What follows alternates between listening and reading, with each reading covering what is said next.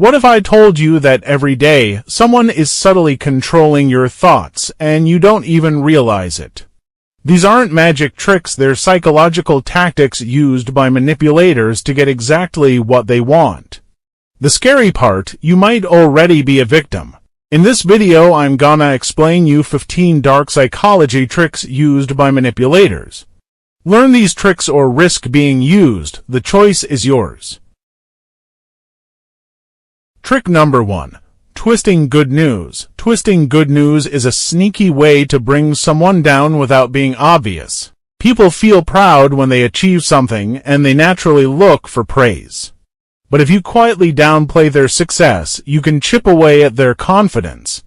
Let's say your kid says, "I got an A in political science," and you reply, "That's nice. Isn't a plus the highest?" Though, suddenly, their excitement is gone. It's like telling a superhero you saved the city, but couldn't you have done it without making a mess? Trick number 2. Nouns versus verbs. This one's smart. People want to feel like they belong. That's why we join groups, teams, or clubs. By switching from verbs to nouns, you give people a label they connect with.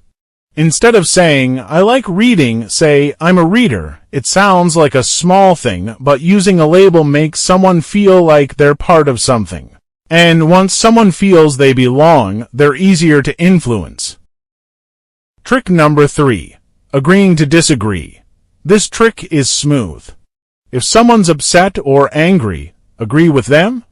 Say things like, "I get what you're saying," or "You're totally right." When you take their side, their anger goes down and they start to feel closer to you. Agree with them enough and they might just trust you with anything, even their secrets. Trick number 4. The ego elevator. People love talking about themselves, everyone's favorite topic, themselves. Use this when chatting, especially on a date. Ask simple questions about their life. They'll enjoy the conversation more and you stay in control. For example, ask, "What do you do?" They say, "I work in marketing." You say, "Oh wow, that must be tough." They'll likely say, "Yeah, people don't get how tricky it is," and you're off to a great start. Trick number 5. Question control. How you ask a question matters more than the question itself. Let's say you want someone to notice a bad habit in someone else. Instead of asking, "What do you think of Sarah?" ask, "Did you see how Sarah always interrupts people?" This plants a specific idea in their head. Want better answers? Follow this. First, know what response you want. Then, shape your question to guide them. For example, "When did you start thinking this project was going downhill?"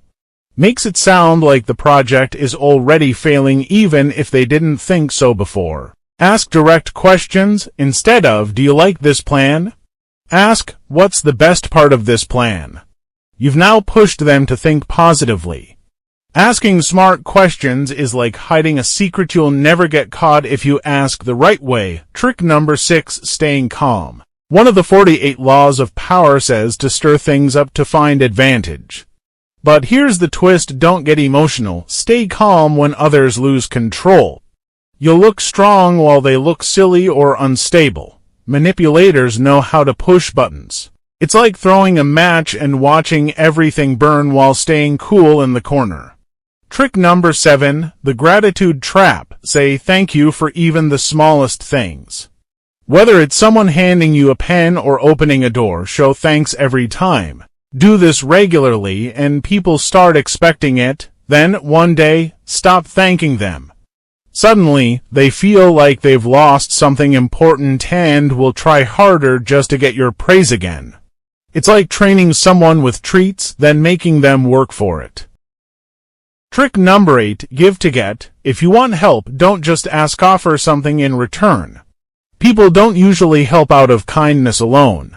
Think about what they value. Money, time, recognition. Say something like, "If you help me on this, I'll make sure your name gets mentioned." Now, they have a reason to say yes. Offer something they want and they'll follow your lead.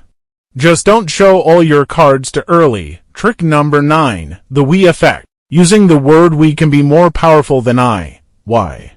It makes the other person feel like they're in it with you. If you say, I need you to hurry, it sounds like a demand. But if you say, we need to hurry, now it feels like teamwork. It's harder to say no to a team effort. Trick number 10, ask for advice, not opinions. There's a big difference between asking for advice and asking for an opinion. If you ask for advice, the other person feels involved, like they're helping you. Ask for an opinion and they feel like a judge. Say, what advice do you have for this idea? And they'll feel like they're part of the plan. It's no longer your idea, it's our idea. Trick number 11, sneaky compliments. Compliments are powerful, but the smart move. Don't give them directly. Instead, say something nice about someone behind their back and make sure it gets to them. For example, say, I'd never say this to his face, but he's great at what he does. When that gets back to them, they'll think you're genuine and they'll like you more. It's like secretly planting good feelings in their mind. Trick number 12, mirror mirror. We like people who are like us even in small ways. That includes body language. If someone sits back, you sit back. If they cross their arms, do the same. This makes them feel comfortable around you without even realizing why. It's a quiet way of saying, hey, we're the same.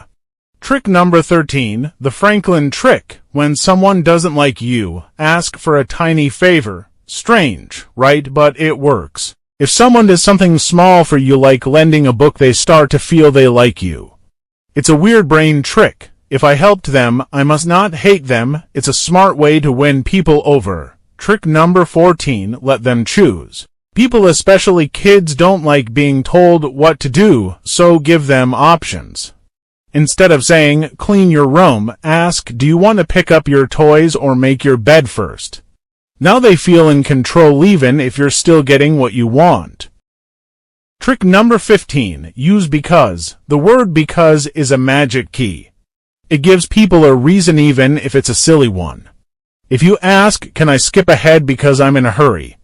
People are more likely to say yes just because you gave a reason. Even weird reasons work, like can I go first because I'm wearing a red shirt? It sounds dumb, but people still agree. Why? Because they heard a reason, and that's all the brain needs sometimes. Use this in daily life. Want someone to help you? Just say, can you do this because, and add anything. It won't work for big decisions, but for small stuff, it's gold. Think you know all the tricks? Think again. You've just seen the tip of the iceberg. There's a lot more in the shadows, but be warned. Once you start learning this stuff, there's no turning back. Goodbye.